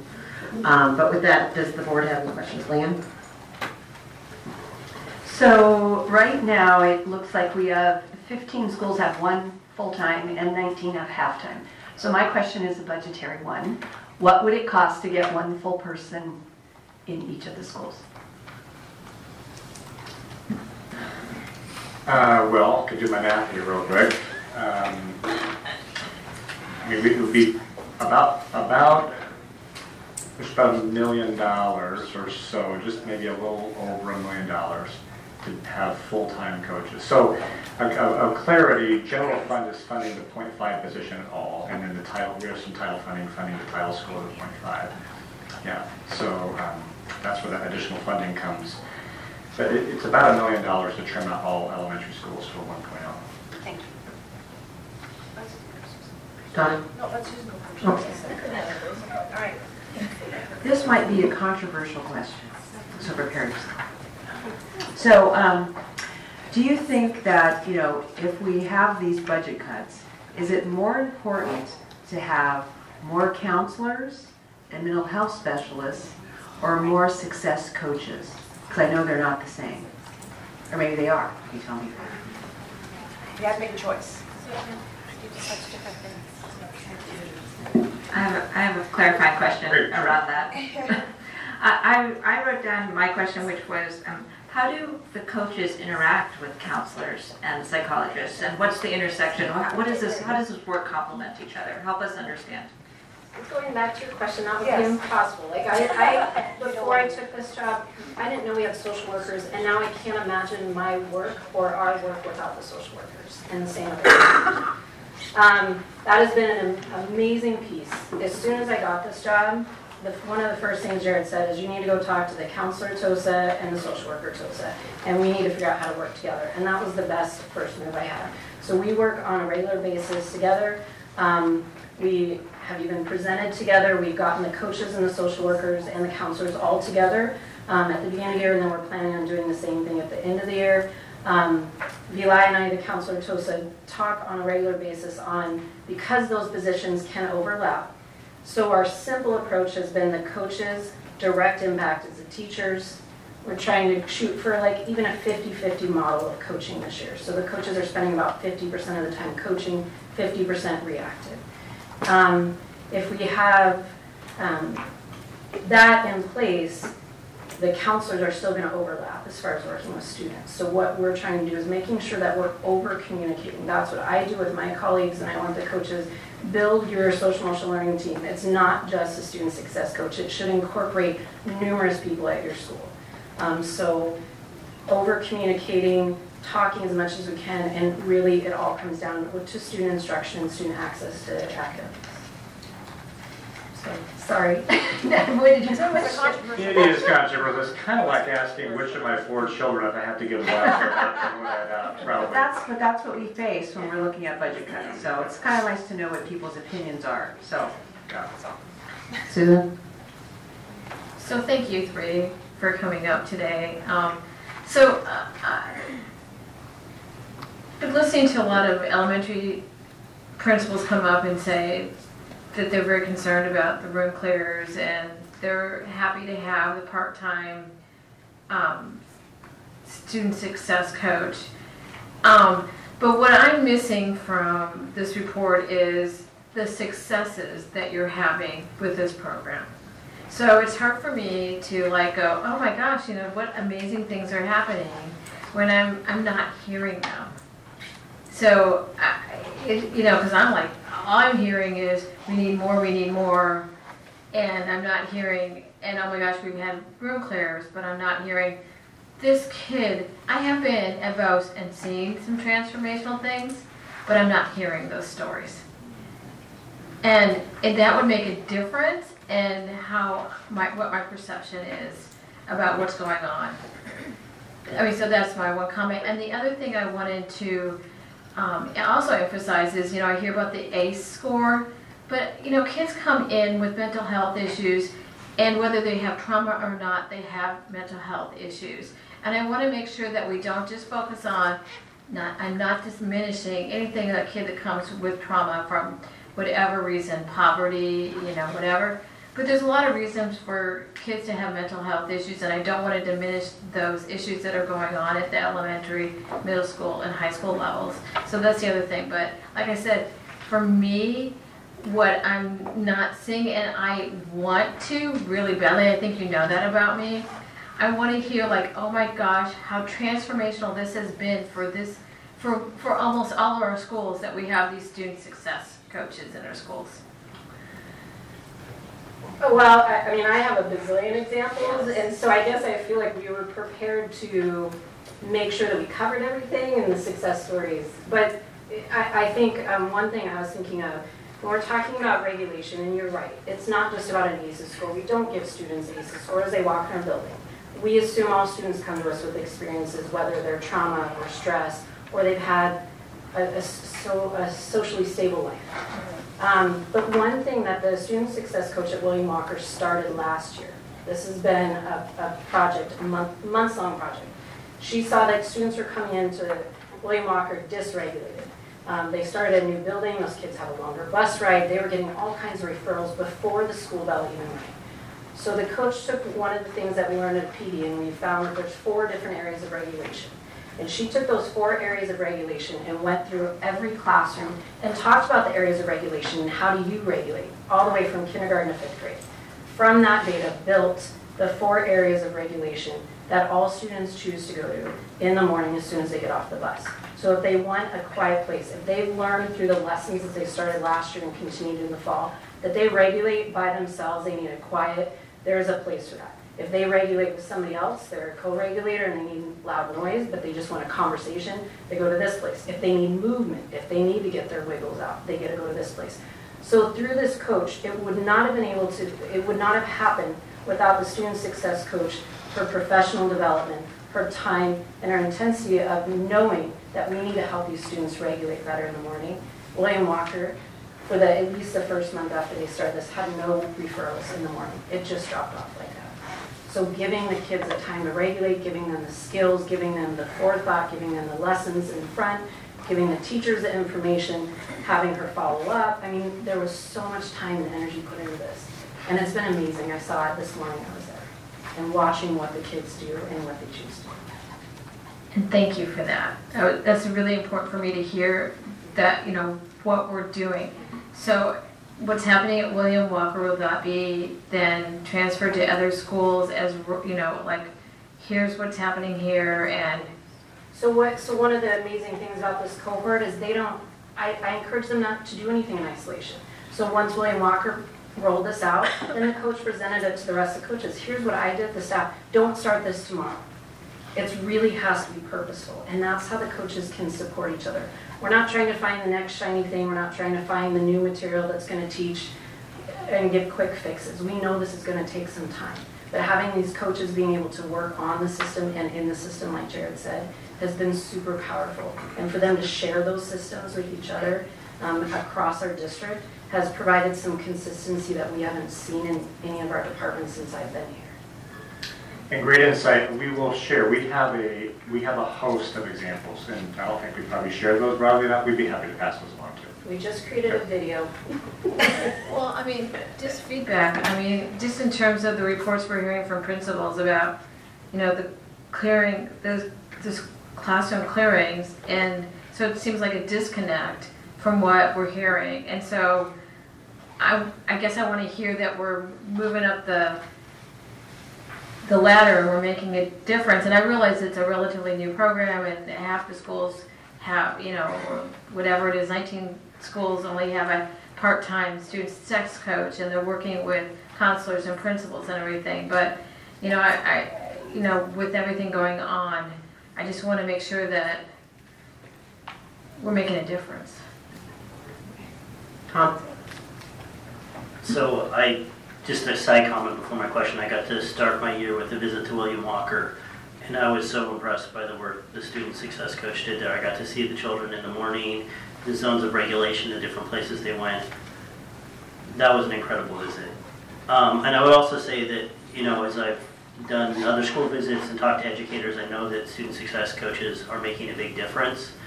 But I want to ask a question similar to what Susan asked, but maybe in a slightly different way, which is, how do we measure success? There's a lot of different ways of measuring success. The impact on the student's behavior and well-being for the student who's experiencing the ACEs, the lost instructional time that's impacting all of our students in the school, and then the impact on educators. One of the things I'm hearing from educators is like, I've never seen anything like this. I don't know if I'll be in the profession, 2 years from now, and the toll that it's taking on our staff. And I know all three of those things are important. And so what I'm a little concerned about in this report is I don't see any metrics that you guys are laying out for what the success could be for our student success coaches, and how we can measure this so that we know that we're impacting all of those areas, and that we're doing it in a way that we can see the results years from now. And then, also thinking about the testimony of the Rock Creek principal, what part of those three things, right, is a student success coach, and then what part needs to be coming from our counselors and our psychologists, and how do we break that down and understand that? Yeah, great question. We'll talk just for a few minutes about, we certainly, as a strategic investment, and there's a significant amount of investment we have in our coaches. We did quite a bit of baseline data last year just to take a look at, kind of some, not just perception data, but to get information from teachers. Is this making a difference? What do you need? Is the PD been effective? So we had some kind of pre and post. Kind of in year one to just get our bearings around what's happening right now with this as we looked at scaling. So this year, and I apologize, we certainly should have put the ARI data, that return on investment data in there. We're collecting that now. We'll talk just for a few minutes about what that's going to look like. As we thought about what the intent of this is, it's really about supporting, so we look at, there's many facets to what they're doing. But our ultimate goal is to make sure we have students that are in a place where they can take advantage of school. And so we think about really kind of different zones or tiers that students are in, the supports that they need. Kind of look at that green zone as being the optimal level where a student is ready to be there, they're healthy in terms of being ready to learn and participate. Kind of the yellow zone being those kiddos that are probably a little bit touch and go, whether it's that day, that month, that year. And then, the kids that we're talking about probably with classroom clears are in that red zone. Those are students that are highly dysregulated and really don't have the skill sets, if you will, to know how to dysregulate.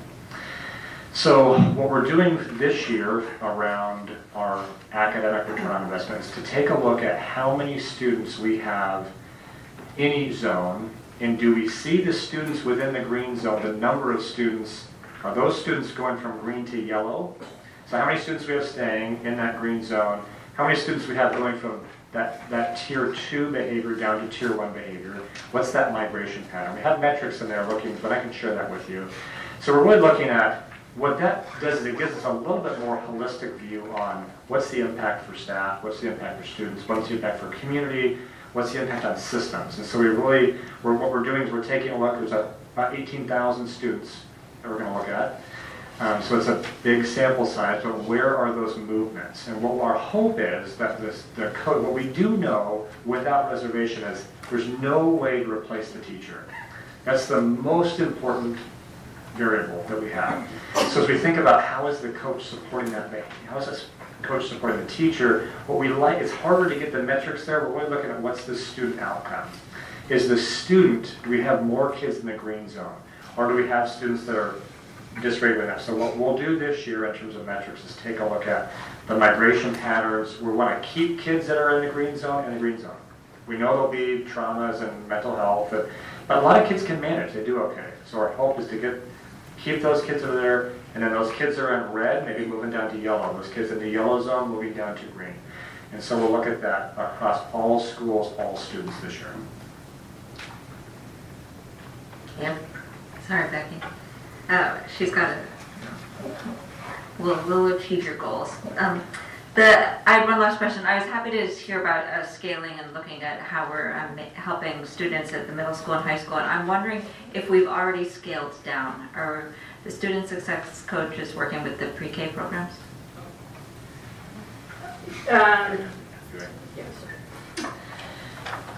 They are working with all students, including our pre-K. Our pre-K students certainly have access and support from our student success coach.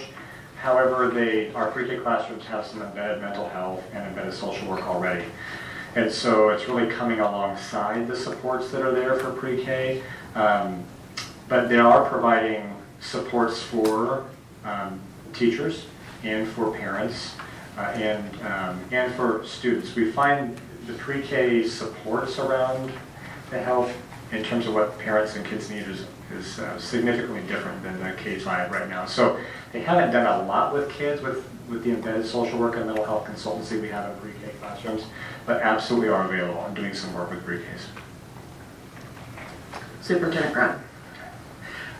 And I think one of the things that maybe you can't measure, and I know we have a principal sitting there, I think, and some teachers sitting there, is one of the things that I've heard from teachers and from principals is they're finally able to get into classrooms and assist teachers, whereas in some cases principals end up being the one-on-one aid for a student that's really acting out and they don't have the supports and whatnot. So I know we're trying to really hone in on a finite group of students, but I think overall, from what I hear, it really helps the entire school, as Jared was talking about, that entire school climate, allowing principals to be in the classrooms, being a resource to their teachers, an instructional leader to their teachers also. I've heard that on multiple counts, so that may be a metric also you want to try to measure, and that could be even not only anecdotal, but the amount of time that principals are actually able to go in and be in the classrooms. One other success I just want to add to, just with our budget cuts and our PD, luckily the coaches and I have set up a PD schedule for this year that we do PDs every early Wednesday for staff, our certified staff on early release and then classified staff on the other Wednesdays. And so we're able to still provide quality PD without impacting our budget at all, because these people are super highly trained and they're great professional development people. Brought you up here. Anything you want to say, Chris? Not real. I'm joking. Susan, I'm a success story. I really am. If you think about it, I'm like the confluence of like visionary admin and incredible words spread around our district that there's this incredible, like PD offered to all these teachers, and it wasn't heading north. It was all in elementary. So I'm that success story. And it's kind of a funny one because the more we roll out with the students in middle school about their capacity to use their brain in stressful moments and what actually to do and not to do, and kind of dig more into the science of their behavior, because at that age they're actually understanding it more. It would be kind of a tragedy to have it just kind of like, well, good job guys, have a good time in middle school. We got all this SEL work with you, K through 5, and good luck. I don't know if anybody in this room would say a middle schooler is a real stable person. No. So if there's anybody that really does need support, if there's anybody that does need support, help in teaching middle schoolers and high schoolers, I think it would be our middle school and high school teachers.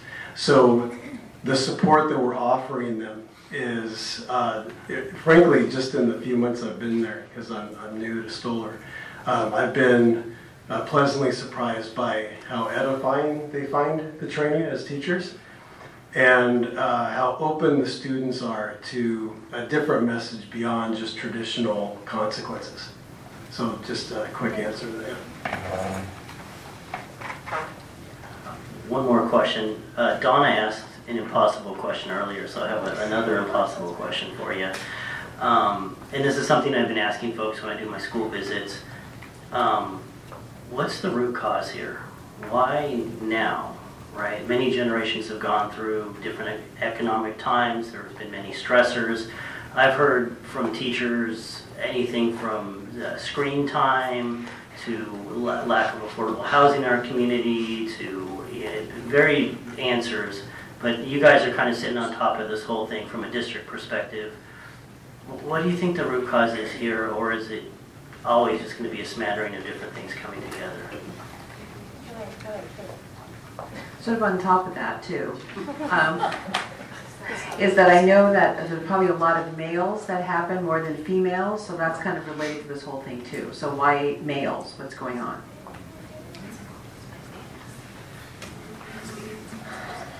It's a great question. It's something something I think all of us ponder quite a bit in terms of what is different. I mean, I think it's caused us to reflect on this. What we can say though is that we are finding that it is different, and I think that's you could take a look at like suicidal ideation with 5 to 6 year olds and say the number of significant not just ideation, but attempts have gone way up, and there's a variety of factors. I don't know if it can be pinned on one thing. We've wondered about things like the impact of screen time when you read a book like Glow Kids, and I don't know that it can be attributed to one specific thing. I think one thing that comes to mind for me is that I can give you a kind of a. I was an elementary school principal for about 10 years. I became normed to the fact that when we were dealing with students that were exhibiting some significant issues, for the most time there wasn't a kind of a stable family situation. I wasn't often calling a mom or a dad who was at home. I was often calling a grandma. I was often calling an aunt. I don't know if this is right, but I wonder about kind of the proverbial fracturing of the family dynamic.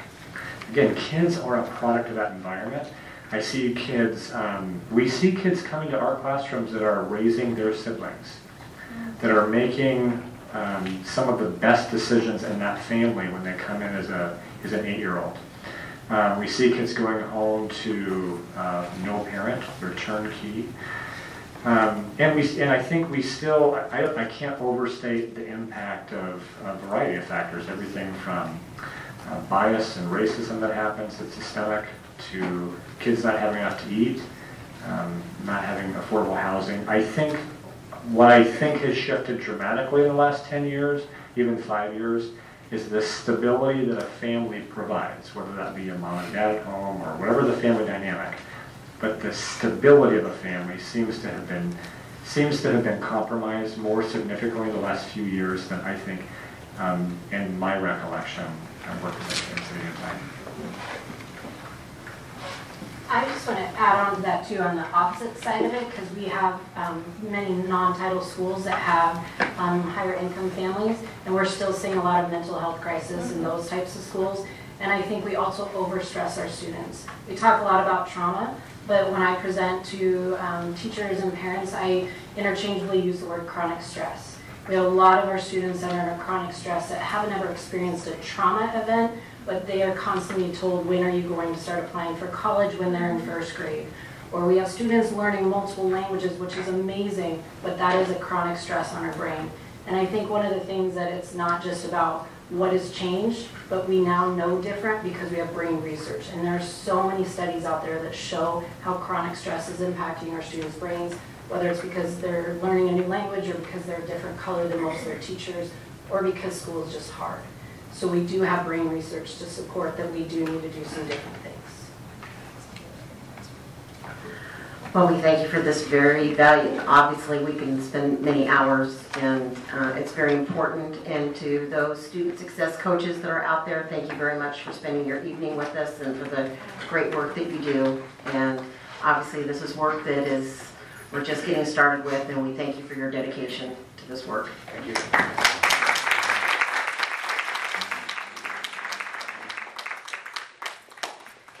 All right, next up is Division 22 Assurances, John Bridges.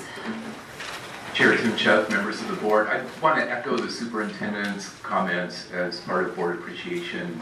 I know the number of hours that you put in, and that last discussion item really demonstrates the insights that you bring to the table and the inquiry stance that benefits our students and our community. So thank you for the work that you do.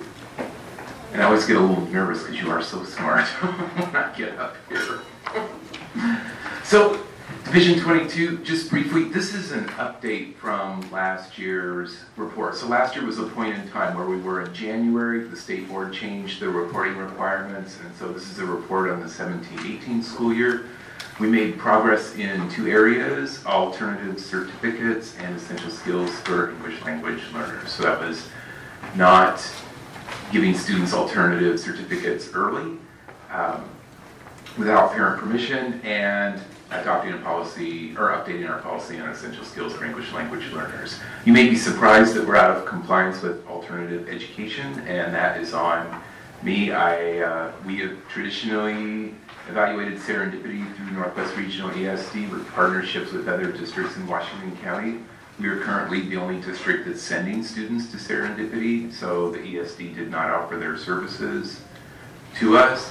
I tried to get us into a consortium in East Multnomah County that evaluates that program. It's kind of an alternative program, is evaluated by every district that sends students to that program. So it's kind of crazy making. It makes more sense for us to collaborate as districts. I didn't get that done in time for 17-18, but we are on track for 18-19.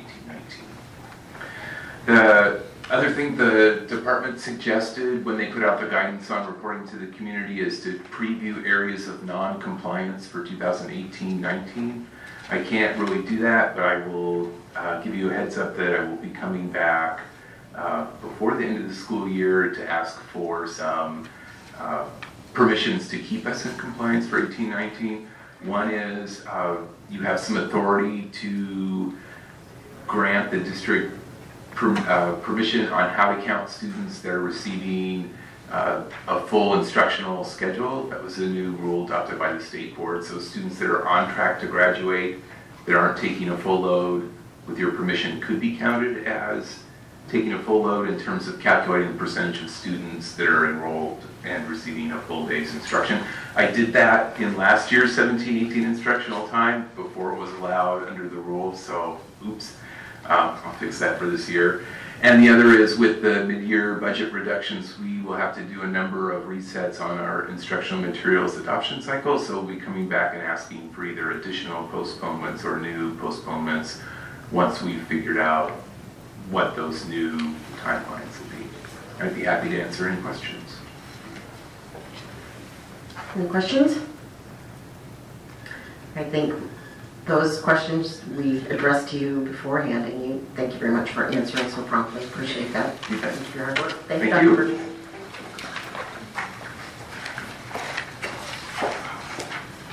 Next up is our financial update. Galen Jacobson.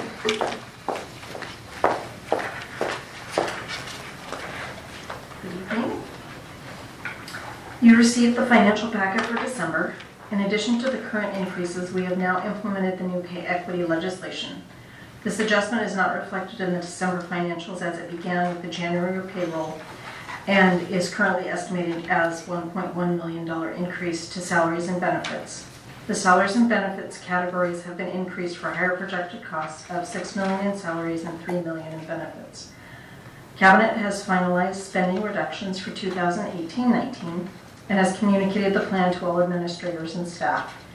These reductions include 20% non-salary reduction for schools for $1.1 million, 20% non-salary reduction for central departments, $1.5 million, non-salary reductions to teaching and learning textbooks and professional development of $2.6 million, restriction on substitute usage, classroom and supervision positions only will be covered, and that's estimated to be about $2 million. Hiring freeze on non-classroom positions estimated at $800,000 for a total of $8 million. We've already reduced the non-salary for schools, departments, and teaching and learning, and we will realize the reductions in substitute usage and hiring freeze throughout the year. We are scooping for the hiring freeze into a central account and will report on this monthly.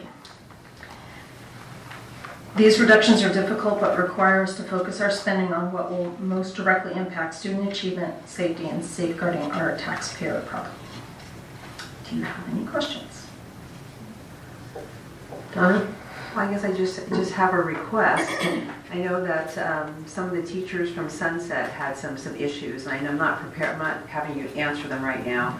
I was wondering if you could just give us a response. I'm just kind of curious as to what your take is on what they brought up. That's all. Certainly. Thank you. Any other questions? Galen, the $8 million that's being reduced this calendar year, is that included in the forecasts that are projected as part of this report, or will we expect to see an update in January? The pieces that are included are the non-salary piece that we can absolutely, we've pulled it out, but the pieces that are not are the substitute usage and the hiring freeze, because we'll be collecting that data on a monthly basis as we realize those. Does that make sense? So just to rephrase, it should get better, not worse? Well, there's two pieces. One piece that isn't in there is the $1.1 million for the pay equity. So that piece will get worse, the other piece will get better.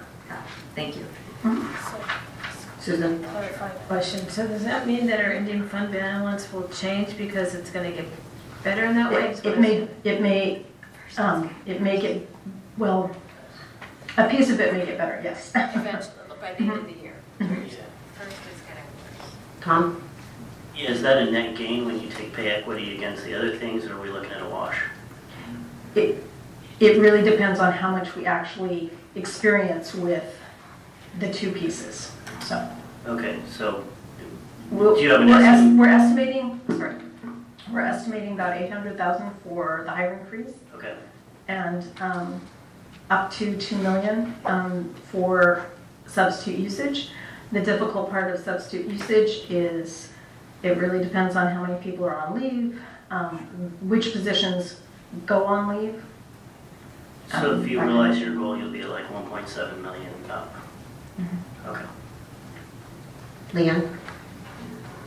So my concern is over the ending fund balance. Since we have board policy to keep it at 5% and we're targeted to not end the year at 5%, then in our budgeting process, I'm assuming we will be budgeting for a 5% ending fund balance.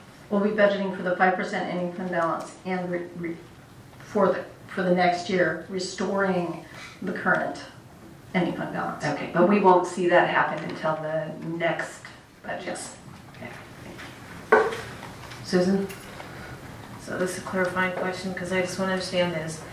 By budgeting for the 5% ending fund balance, we would have to most likely cut someplace to get to that funding balance. Okay, thank you. Tom? And the amount we're looking at, like, if I'm doing the math right, we're talking about backfilling like $7 million. The backfill would be more like, I mean, if we're looking at about 4 million, the difference between the 8 million that we hope to realize and the $12 million that we're in arrears. Okay, got it. Any other questions? Thank you. Thank you.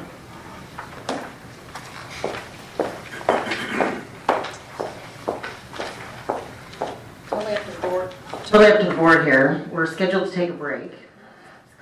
We're to action items. Ready to charge ahead?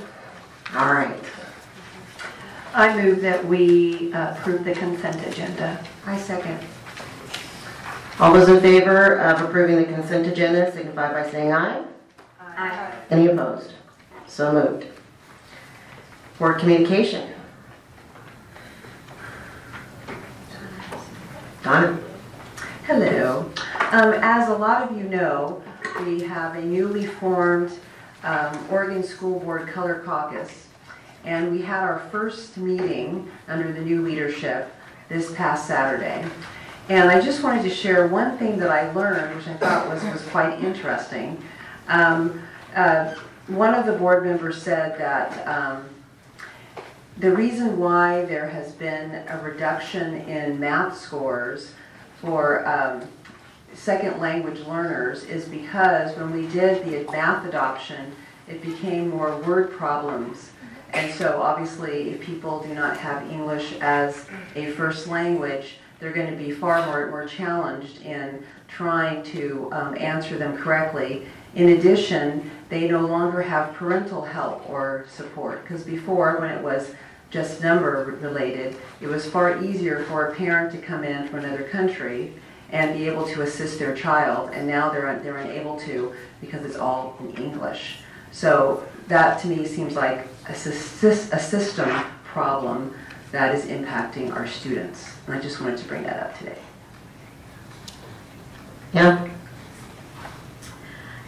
I first of all wanted to thank the members of our board who have been so active with OSBA this year in their advocacy efforts. I know that it will make a difference, and I'm very hopeful as we go into the legislative session that it will pay off. I'm also confident that the rest of the board, and myself included, will continue with that advocacy. In that spirit, I wanted to alert the board that I received an email from a student that I have been slow in responding to because I did not know what to say. And so I wanted to share parts of it with this group tonight because I know it is a topic that is near and dear to the board's heart, and in fact one that we have spoken about this year. This student identifies themselves as a student who attends high school and is frustrated with one of the classes that they're taking. I have a tutor, I've worked hard. I felt like my tests and projects were being graded unfairly and wondered if the rest of my class felt the same way. So I made a survey. Here's a link to the data with a strong, a lot of questions. From these results, it's clear there's an issue in this class. Their teachers' classes teaching the same subject have few complaints. The reason I'm contacting you is because I've already talked to people in responsibility at my school about this and shown the results. I was told, go back and talk to my teacher. The student was frustrated. I felt like my teacher probably wouldn't care what I had to say. I know this is a lot, and it's totally understandable if you can't or don't want to address this. I know that this probably won't help me, but I think it would be good to find out what is happening and see if my teacher will change the grading philosophy. I know that grading is important to this board. I know that we have made commitments to ourselves to try to improve the situation, and I wanted to share this student's complaints. I'm still struggling with what to say because I know I have exactly 0 to offer, other than the fact that I have shared this with you all tonight. So thank you for your attention to students. I know that it does make a difference.